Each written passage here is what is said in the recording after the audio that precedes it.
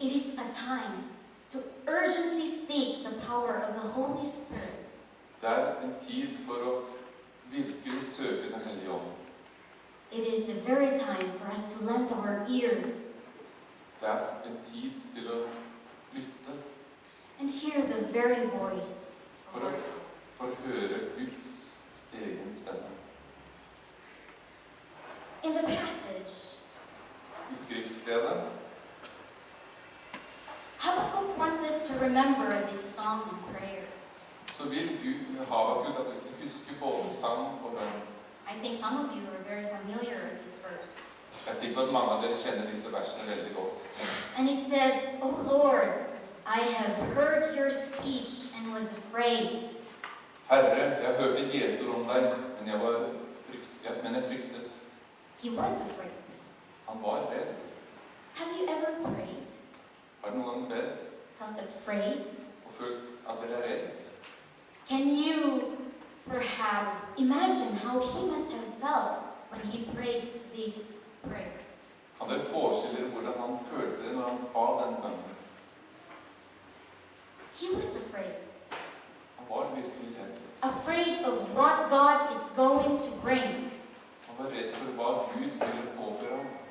But what strikes me most Men det som overrasket meg mest, is in how he responded. ikke hvordan han reagerte. He says he's afraid. Han sier han redd, But he said, "O Lord, revive your work in the midst of the years." men han sier vekk ordene i midten av årene. In the midst of the years, make it known. I midten av tiden så la det bli kjent. And in wrath, remember mercy. Og husk å vise barmhjertighet, selv om du vred. How could he have felt? Hvordan kan han ha følt det? Asking and pleading to God to have mercy. Når han ber Gud om nåde. Can you somehow visualize that? Kan dere danne det bildet i hodet deres? Perhaps at one point in our lives, we may have pleaded to God. Kanskje på et tidspunkt i livet har vi bønnfalt Gud. We may have prayed intently, intimately to God. Vi har intenst bedt Gud om noe.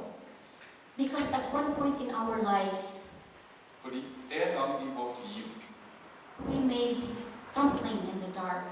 så har vi snublet gjennom mørket. Could you imagine the feeling? Kan du forestille deg følelsen? How do you feel about God's wrath? Hvordan føler du når det gjelder Guds vrede? About the upcoming judgment? Om den kommende dommen? And the other way, På den andre måten, do we really focus on how it would be with his wrath? fokuserer vi på hvordan det er med Guds vrede? Or we focus more on the hope Eller fokuserer vi på håpet? and how wonderful that would be Hvor fantastisk det vil bli when we are faithful and righteous? når vi er trofaste og rettferdige. To demonstrate, let me tell you a short story. Som demonstrasjon så vil jeg fortelle en liten historie. And I can see that we are an international family here. Vi er i dag en internasjonal familie, som vi kan se. I thank Tommy for translating so everyone would understand. Ja, takk meg for at jeg ville oversette. Så forhåpentligvis forstår dere det. Thank you, Tommy. And I don't know if Tommy is Norwegian. Are you Norwegian, Tommy? Ja, jeg er norsk, og ja, jeg vil vel nesten si det. And I can see that we belong to an international family, but we are one as an Adventist family. Så vi er alle mange nasjoner her, men vi er alle en familie. And I'm always happy that wherever I go in the world, I always have my Adventist family surrounding me. Det som er så herlig med det, uansett hvor jeg reiser i verden, så har jeg min egen adventistfamilie, uansett i hvilket land jeg Who er. among you is from Hungary? Hvem er fra Ungarn her? No one. Ingen. So maybe that is a lot for me. So I'll be telling you a story that was passed through generations. Så kanskje jeg var litt heldig der, for nå skal jeg fortelle en historie fra Ungarn som har gått gjennom mange generasjoner. Yes, that is a story from Hungary. En historie fra Ungarn. A long time ago, the king of Hungary was depressed. For mange år siden så var kongen i Ungarn, han var deprimert. And he was unhappy. Han var ikke glad. And he would like to share this feeling to his brother, the prince. Så han ville dele denne følelsen til sin bror, prinsen. The prince was good-natured, but pretty an indifferent prince. Prinsen han var en hyggelig person, men egentlig ganske lite glad. So one day he went and visited his brother. Så en dag dro han og besøkte broren sin. He couldn't find in his brother what he was feeling. Så han tilstod for sin bror hvordan han følte seg. He told his brother, I am a great sinner. I am a great sinner. Så han tilstod til sin bror at jeg er en stor synder. And brother, I am afraid to meet God. Og bror, jeg er så redd for å møte Gud. But the prince just laughed at him. Og prinsen bare lo av ham. So it did not really change or help the mood of the king. Så det hjalp ikke på hvordan kongen hadde det. The king was a believer. Kongen var en troende. But even though he was a believer, Selv om han var en troende, the king had gotten a glimpse of guilt for the way he'd been living lately. så hadde kongen han hadde opplevd hvordan det var å være konge og følte seg skyldig i alt det han hadde gjort. That's why he really felt he needed and wanted help. Og det var derfor han virkelig følte at han trengte hjelp. That's why he went to his brother. Derfor gikk han til sin bror. In those days in Hungary, Og i de dagene i Ungarn it was the custom så var det normalt that if the executioner sounded a trumpet outside your door, så var det slik at hvis bøddelen blåste en trompet utenfor din dør, it was a signal that you were to be led to your execution. så var det et signal på at du skulle ledes til henrettelsen. And if anyone does that, that would horrify you. It should be a horrifying experience. Så hvis noen gjorde det utenfor din dør, så ville alle blitt utrolig skremt.